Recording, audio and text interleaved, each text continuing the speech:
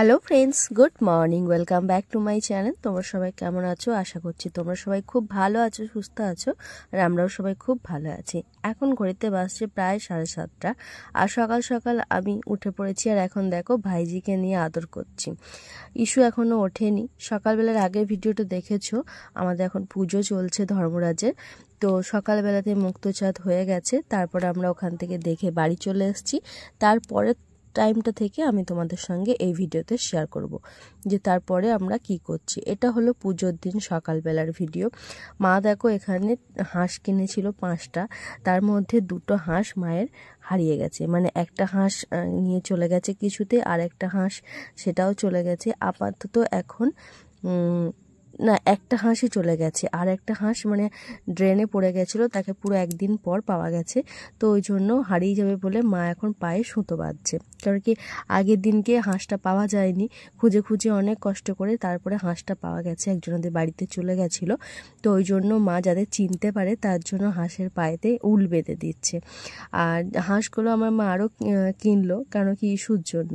Issue পোলট্রির ডিম খেতে একদম পছন্দ করে না। আমাদের আগেকার 2টো হাঁস আছে, তো ওই হাঁস দুটো খুব ডিম দেয়, তো ওই জন্য মা আমাদেরকে হাঁসের ডিম পাঠিয়ে দেয়।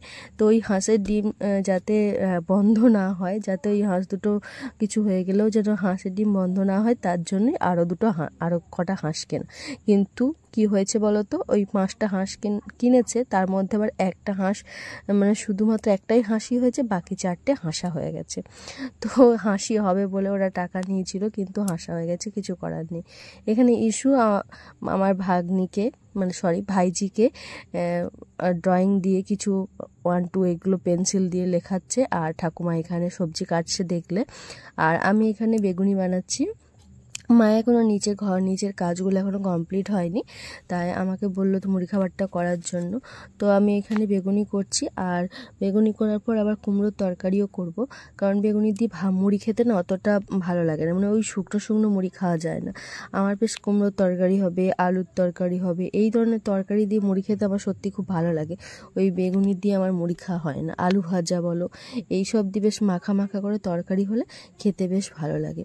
তো কুমড়োটা অল্পই ছিল, আর অল্প করেই করা হয়েছে, কারণ কি যেহেতু বেগুনি করা হয়েছে, সবাই তো বেগুন দিয়ে খাবি, তার জন্য কুমড়ো তরকারিটা মা বললো অল্প করেই কর, না হলে আবার রাতে তো আর কেউ খাবে না এই তরকারিটা, কারণ কি রাতে মাংস টাংস হবে, কেউ খাবে না, ওই জন্য। আর আলুগুলো না এখন একটু সেদ্ধ কম হচ্ছে, যেহেতু পুরোনো আলুগুলো অনেক দিন হয়ে গেছে, ওই জন্য একটুখানি অল্প করে জল দিলাম যাতে আলুগুলো সেদ্ধ হয়ে যায়। আর এখানে ইস্যুকে খেতে বসিয়ে দিয়েছি, ইস্যুকে আর ওর পাপাকে দিয়েছি। দেখো ওদেরকে কুমড়ো তরকারি একটু পরে দিয়েছি, আর যে প্রথমে আর কি ওরা বেগুনি দিয়ে মুড়ি খাচ্ছিল, তো ইস্যু খুব বায়না করছিল হাতে মেহেন্দি করবে বলে, তো 2টো মেহেন্দি নিয়ে এসছে। একটাতেই সবারই হয়ে যাবে, কিন্তু 2টো নিয়ে এসছে। দেখো ওকে আমি মেহেন্দি করে দিয়েছি। তো এটা করছিলাম, মানে শর্ট ভিডিওর মতো হয়ে গেছে এটা, তো ওই জন্য বোঝা যাচ্ছে না সামনেটা। তো এটা ওকে মেহেন্দিটা আমি করে দিলাম। তারপরে দেখো কেমন হয়েছে তোমরা কমেন্টে জানিও। আমি এমনি মন থেকে যেমন খুশি তেমন একটা করে দিলাম, মানে সারাক্ষণ বায়না করেই যাচ্ছে। আর এই যে মানে পাকা বুড়ি ভাইজিটা ও চলে এসছে, ওকেও মেহেন্দি করে দিলাম। এবার আমাকে ধরেছে, মা তুমিও মেহেন্দি করো, তুমিও মেহেন্দি করো। এবার মেহেন্দি করলে তো কিছুক্ষণ টাইম লাগবে সেটাকে শুকাতে, আর আমার এখন কাজের গাদা, মা এখন মাছ বাছতে বলেছে, তো মাছ গোটা না বেছে আমি কি করে মেহেন্দি করি। তো ওই জন্য আগে মাছ বাছতে চলে এসেছি। আমাদের পুকুরে আগের দিন মাছ ধরেছিল, তো সেইগুলো সব রান্না বান্না হয়ে গেছে, সব খাওয়া হয়ে গেছে, মানে যেহেতু আজকে আবার মাছ ধরবে বলে ওই জন্য খাওয়া হয়ে গেছে। কিন্তু যেহেতু আমাদের পুকুরে না প্যাঙাশ মাছ দিয়েছে, তাই আর কি আর কেউ খেতে চাইছে না, ওই জন্য বাবার ওই মাছ আর ধরতে মানা করলো। এই জন্য এই পুকুর থেকে মানে মাছ যাদের পুকুরে আর কি ধরে, ওই পুকুরে কিনে নিয়ে আসছে, তো ওই জন্য অল্পই মাছ কিনেছে। তো যাই হোক, তোমার ওই মাছগুলো বেছে দিলাম আমি। তারপরে মা এখানে দেখো এগুলো সব কষছে, মানে মাথা পিস এগুলো সব মাছগুলো সব কষে আমাকে আবার বললো যে ওর পাপাকে 2টো দিতে। তো আমি তোমাদের দাদাভাইয়ের জন্য কটা মাছের পিস নিয়ে যাচ্ছি, ইস্যু খাবে, তোমাদের দাদাভাই খাবে। মানে আমাদের বাড়িতে যখনই মাছ কষা হয় ওর পাপাকে মাছ দেওয়া হয়, কারণ ও মাছ ভাজা খেতে খুব ভালোবাসে। আর আমার মেয়ে তো বাবার সঙ্গে মাছ ভাজা, মাংস কষা এইসব হলে ওর ভালো হয়, ভাতের সঙ্গে ওসব ভাব নেই। এদিকে আমার হাতে আবার মেহেন্দি করতে লেগে গেছে, মানে আমাকেও ছাড়বে না কিছু মতে। মেহেন্দি উঠিয়ে দিয়েছি, আবার করাচ্ছে। আর পিসিমণি দিকে রান্না করছে, এখন দুপুরে রান্না হচ্ছে, শুক্তো হচ্ছিল, তো পিসিমণি সেটা করছে। আর এদিকে ওই ঠাকুমাটা পেঁয়াজ রসুন ওগুলো ছাড়িয়ে রাখছিল, কারণ কি রাতে তো লাগবেই, ওই জন্য। তো সব রান্না বান্না কমপ্লিট, সব কিছু হয়ে গিয়ে এখন আমরা দেখতে এসেছি ভাড়ার ওঠা। এটা হলো দুপুরবেলায় হয়, এই ভাড়ার উঠে যাওয়ার পরে পুজো সম্পূর্ণ হবে, তারপর পুজো হবে, তারপরে সম্পূর্ণ হবে আর কি আমাদের ধর্মরাজের পুজো। তারপরে যারা সন্ন্যাসী হয় তারা খাওয়া দাওয়া সবই করতে পারবে। তো ভাড়ার ওঠা বলতে ওই মানে যেদিন আর কি ঘট বসে ধর্মরাজের, সেই দিন থেকে ওই ঘটের মধ্যে এই যে মেখেছে না সাদা সাদা, ওইগুলো আর কি সব দিয়ে কিভাবে কি করে, তো ওই যে দেখো মাথায় কলসির মতো নেওয়া আছে না, ওইগুলোতে আর কি ভাড়ার বলে আর কি। তো ওইগুলো আর কি মানে মেখে ওর মধ্যে ওগুলো খায়, তো ওই ঘোল টাইপের ওইগুলো খায়, খেতে তারপরে আর কি পুরো গ্রাম ঘোরায় ঠাকুরকে, তারপরে ওইগুলো ওঠে মানে ঘরে ঢোকে আর কি, ঠাকুরের ঘরে ঢোকে, সেটাকেই ভাড়ার ওঠা বলা হয়। তো ঠাকুরের ঘরে ঢোকে, তারপর পুজো হয়, তারপরে পুজো সম্পূর্ণ হয়।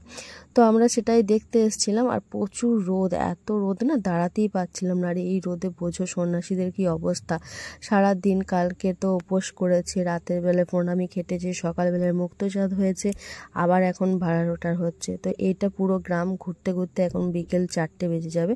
তো প্রচুর মানে কষ্ট হয় এই রোদ গরমে ঘুরতে ঘুরতে।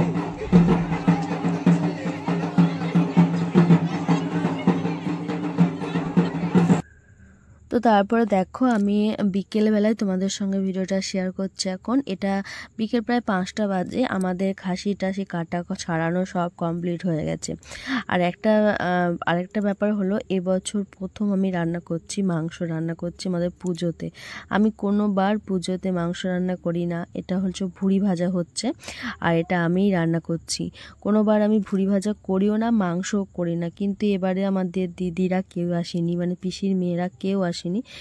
পিসির মেয়ে মানে ছোদ্দি প্রত্যেক বছর আসে, দি আমাদের মাংস রান্না করে পুজোতে, কিন্তু এবছরে ও আসেনি, ওর শরীরটা নাকি খারাপ, ওই জন্য আসেনি, দিয়ে বাধ্য হয়ে আমাকেই রান্না করতে হলো। কিন্তু কি বলতো, রান্না করতে আমার ভয় লাগে ঠিকই, মানে কেমন হবে না হবে সেটা ভেবে ভয় লাগে, যে আর 5টা মানুষের কেমন খেতে লাগবে, সেটা যদি ভালো না হয়।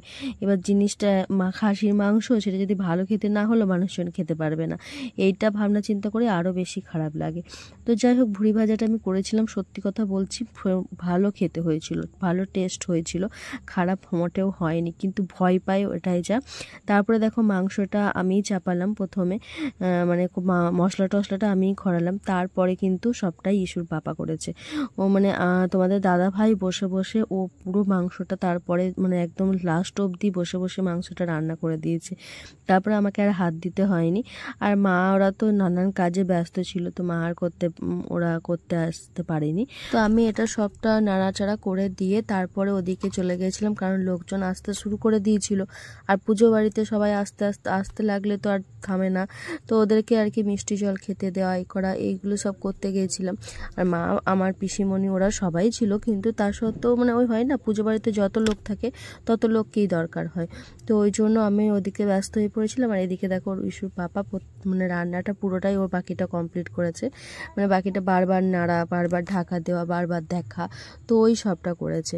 তো এবারে আমরা দুজনাই প্রথম মাংস রান্না করলাম, ইস্যুর পাপাও কোনোদিন মাংস রান্না করেননি না, ওদের বাড়িতেও করে না কখনো, আমাদের এখানেও কখনো করে না, এবার প্রথম আমরা দুজনে মিলেই মাংস রান্না করেছি। যাই হোক, খেতে কিন্তু ভালোই হয়েছিল, খারাপ হয়নি মাংসটা।